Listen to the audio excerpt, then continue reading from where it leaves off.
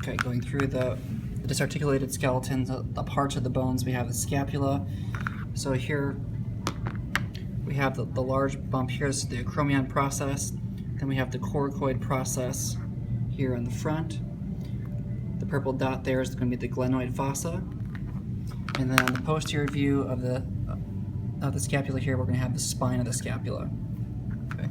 The next bone in the upper extremity will be the humerus. And some of the things that we will be listing in our class for the humerus is going to be the head, which is at the proximal end. And so since this is where the arm will articulate with the scapula, this has to be the medial side. So if we follow that down, this is our medial epicondyle and our lateral epicondyle on this side. Okay. There are more landmarks on the humerus, but those are the ones that you're going to be responsible for. Now when we get to the radius and the ulna, so here we have the ulna. Parts of the ulna, we have the olecranon process, and then at the distal end, we're going to have the styloid process. On the radius here, you notice that there's the round edge here that allows it to pivot and articulate with the humerus. So this is the radial head of the proximal end, and at the distal end, we will also have a styloid process that helps to create a bony landmark here that helps to keep the carpals in place.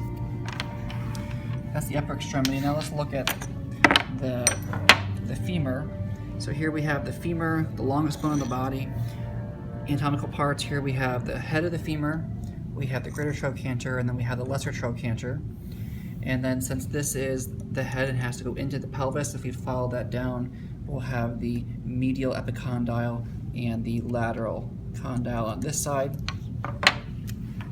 Then below that we will have the tibia. So the tibia is the next longest bone here. Some of the landmarks, we have the tibial tuberosity, and if we follow it down, we also have the lateral or the medial malleolus here. And I forgot to grab out the fibula.